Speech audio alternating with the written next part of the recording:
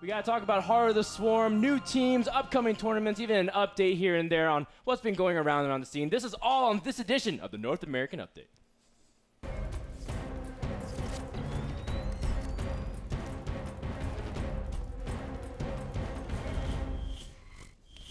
Starting off at the top of the news, Blizzard has been making a lot of changes, some small, but many controversial to the Heart of the Swarm beta. Here are the ones that you probably want to pay attention to. The biggest thing is that the Widow Mine has been changed. It's gotten a significant Targa in-control sized buff, where it has a 40-second delay of tax. It still has 160 damage, but 40 splash AoE. That's right, you get to keep your mine even after detonation. It no longer functions like a Baneling. Have fun with that, Terrans. Swarm hosts also get their range back on Locust, but damage has continued to scale down in their nerf, and Oracles have lost their Dispel abilities for an ability called Void Siphon.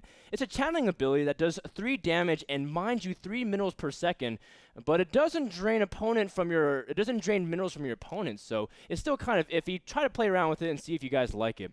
Of course, the Mothership cores also receive a series of nerfs or changes as well. Recall and Purify only target the Nexus. It's no longer dependent upon where the Mothership's location is. In other news, there seems to be another team. October just seems to be the birth month of lots of pro gamers and pro gaming teams. Pulse has announced they're coming out parties with players like Kane, Everrise, Big Daddy Desro, Maker, and other great players like Jay Echo. Pulse has also launched a League of Legends team in preparation for Season 3. They'll be training hard and be looking to make a splash in North America. If you want to show your support or even check out their website, hop on over to pulseesports.com. Next story is a fan submission request, and it's a one that I really like. Now, we all recognize large communities in StarCraft 2, like Reddit or Team Liquid, and even within those Reddits, you can have subreddits where you can have different communities for different games you like. But what if you wanted to play multiple games with multiple people and kind of formulate your own clan based off your performance across multiple games? Well, Sentinel Gaming is a new startup. It's a community launch attempt where you connect yourselves across games that are not necessarily as popular in mainstream, like Arma 2 or CSGO or Minecraft, Diablo. These are all games that everyone loves to play, but if you want to gather with more friends, meet new people, and hook up with other gamers, go to sentinelgaming.net.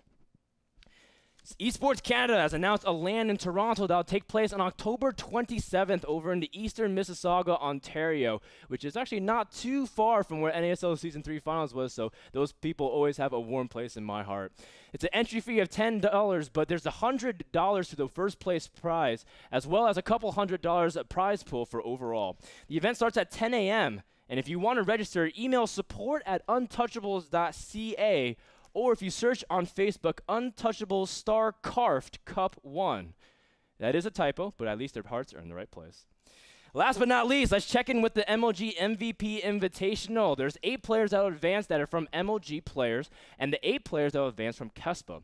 No surprise, Flash and Rain are dominating, only dropping 1 game apiece. But some of the other players, let's point them out as well. The top 8 players that are in position to advance in the final bracket are Huck, Vibe, Major, and Hawk from Quantic, all from North America.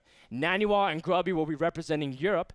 Crank and MC will represent Korea and Taiwan. We also want to highlight some of the great performances in North America, like Huck defeating Bisu 2-0, or Idra defeating Flash, his only map that he dropped the entire game. Idra was able to take it out in a great ZVT, and QXC split games with effort, one of the best Brood War Zergs to be able to port his skills over to StarCraft 2. And that does it for a North American update from Indianapolis to Minneapolis. If you see anything cool that you want spotlighted here, email me, dan@nasl.tv. That does it. Now back over to Ben and Kevin. Why are you guys shaking your head?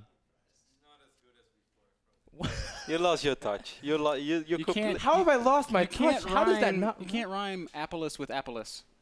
Opolis and Apollos. No, it's not even Indianapolis, Minneapolis.